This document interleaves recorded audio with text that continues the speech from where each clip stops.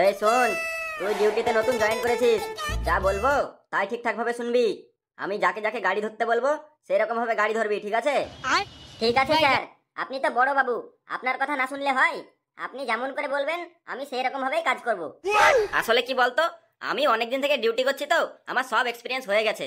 আরে মুখ দেখে বুঝে নেবো কার কাছে লাইসেন্স আছে আর কার কাছে নাই। ঠিক আছে বড় বাবু, আমিও আস্তে আস্তে বুঝে নেব। আমি আপনার সঙ্গেই থাকবো সব সময়।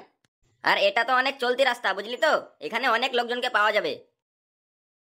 শামিম, চল তাহলে একটু দূর রাস্তা দিয়ে ঘুরে আসি। কেন, হঠাৎ আবার কোথায় যাবো ভাবছিস? আরে বাড়ি আসা তো অনেকদিন হয়ে গেল, এখন তো কলেজে ছুটি আছে, আর এক সপ্তাহ পরে আবার কলেজ খুলে দেবে, তখন আবার কোথায় যাওয়া হবে না। সেই জন্য বলছি চল একটু দূর থেকে ঘুরে আসি। না রে ভাই, আমি যাব না। আমার বাইক নিয়ে গেলে সমস্যা হয়ে যাবে। বাইক নিয়ে গেলে আবার কিসের সমস্যা হবে? আরে রাস্তাতে যা পুলিশের চাপ, আমি তো এই লোকালেই ঘুরে বেড়াই, বেশি দূর দিয়ে যাই না, বুঝতে পারলি তো? আরে পাগল, পুলিশের চাপ নিয়ে মাথায় টেনশন? এইসব টেনশন করে কেউ? তুই না হলে প্রধানের ছেলে, তোর কোনো চিন্তা নাই, বুঝলি তো, কিন্তু আমার বাবা তো একজন চাষি। কিরে হাবু, তুই কি বলছিস, ঘুরতে যাবি না যাবি না? হ্যাঁ চল, একটু ঘুরতে গেলেই হবে, একটু মাইন্ডটাও ফ্রেশ হবে। আরে মাইন্ড তো ফ্রেশ হবে, কিন্তু আমার বাইকটা নিয়ে তো চিন্তা। চল চল, কোনো চাপ নেই, চল ঘুরে আসি। ঠিক আছে, যখন বলছিস আর কিছু করার নেই, চল ঘুরে আসি। কিরে, বাইকে তেল আছে তো?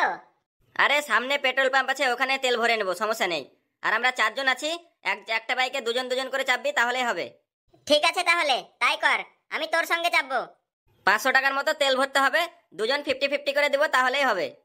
ঠিক আছে চল, আর লেট করে লাভ নাই, তাহলে বেরিয়ে যাই। ভাই আজকে ওয়েদারটা সেরা, ভাই সেরা, ঘুরতে দারুণ লাগছে বল।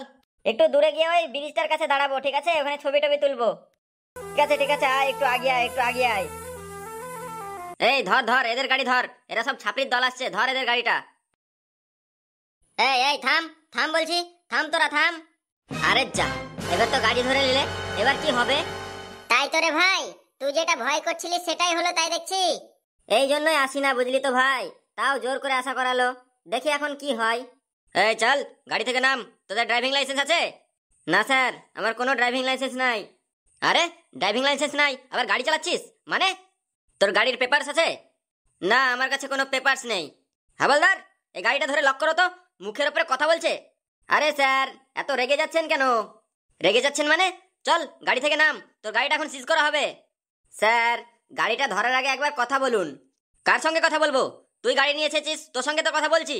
দাঁড়ান স্যার, আমি আমার পাপাকে একবার ফোন করি, আপনি একবার কথা বলে নিন, ঠিক আছে? Call ringing, call ringing, call ringing, call ringing, call ringing.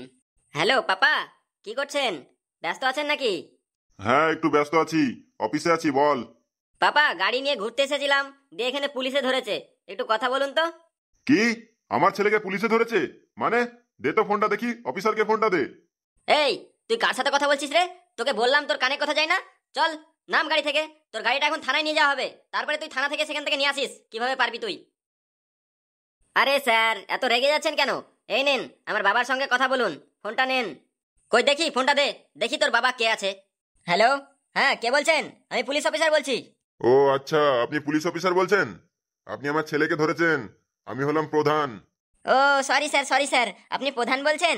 ও আচ্ছা, এটা আপনারই ছেলে? আচ্ছা আচ্ছা, কোনো সমস্যা নেই, আমি ছেড়ে দিচ্ছি, এক্ষুনি ছেড়ে দিচ্ছি, কোনো অসুবিধা নেই। ঠিক আছে, এক্ষুনি ছেড়ে দেন, 1 সেকেন্ডে যাতে লেট না হয়, ঠিক আছে?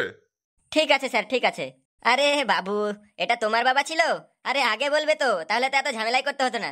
ঠিক আছে, তুমি চলে যাও, ঠিক আছে, কোনো অসুবিধা নেই, যাও। পাগল কোথাকার, ঠিক আছে যাও যাও।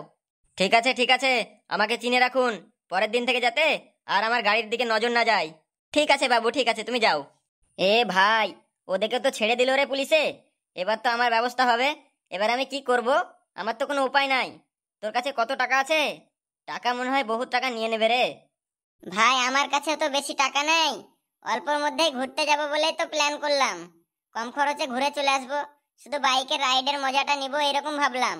এত বড় সমস্যা হয়ে গেল, তুই যেটা ভয় করছিলি সেটাই হলো রে। হ্যাঁ রে ভাই, এখন আর কিছু করার নাই, দেখা যাক আমাদের কেউ ছেড়ে দেয় কিনা।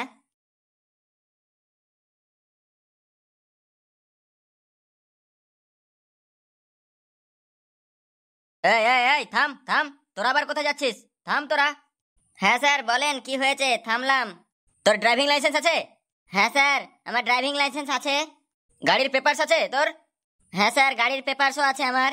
তোর ধোঁয়া চেক করেছিস? ডেট আছে তোর গাড়ির ধোঁয়া চেকের? না স্যার, আমার গাড়ির ধোঁয়া চেকটা পরশুদিন এক্সপায়ার হয়েছে। আমি আবার করে নেব স্যার 2-1 দিনের মধ্যে। আরে তোর গাড়ির ধোঁয়া চেক নাই মানে ওটা ছাড়া গাড়ি চালানো যায় নাকি? স্যার 2-1 দিনের মধ্যে করে নেব, আমাদেরকে ছেড়ে দেন স্যার। তোদেরকে ছেড়ে দেবো মানে? এই হাবলদার, চলো ওদের গাড়িটা থানায় নিয়ে চলো তো। স্যার আগের একজনকে তো আপনি ছেড়ে দিলেন, ওটা তো আমার বন্ধু হয় স্যার। বন্ধু ফন্ধু কিছু বুঝি না, চল গাড়ি থেকে নাম। স্যার ওই বন্ধুটা তো লাইসেন্স গাড়ির পেপারস কিছুই ছিল না, তাও তো আপনি ওদেরকে ছেড়ে দিলেন, তা আমাদেরকে কেন ধরছেন স্যার? আরে মুখের উপরে কথা বলতে শিখে নিয়েছিস? দিব কানপাট্টিতে একটা চড়। সরি স্যার, ভুল হয়ে গেছে। তোর ধোয়া চেকের জন্য 5,000 টাকা ফাইন করছি, ঠিক আছে?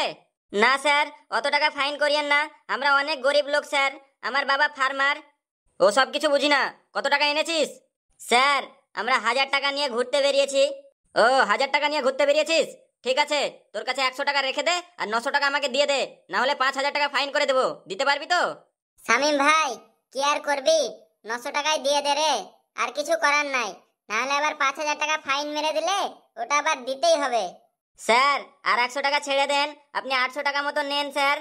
হ্যাঁ স্যার, 800 টাকা মতো নেন, আমাদের বাড়ি অনেক দূর স্যার, আমাদেরকে আবার বাড়ি যেতে হবে। ঠিক আছে ঠিক আছে, তাই দে, তাড়াতাড়ি দে, দিয়ে এখান থেকে পালা। ঠিক আছে, এই নিন স্যার 800 টাকা। স্যার এখন আমাদেরকে এবার ছেড়ে দেন স্যার। ঠিক আছে, যা যা, ভাগ এখান থেকে, তাড়াতাড়ি পালা।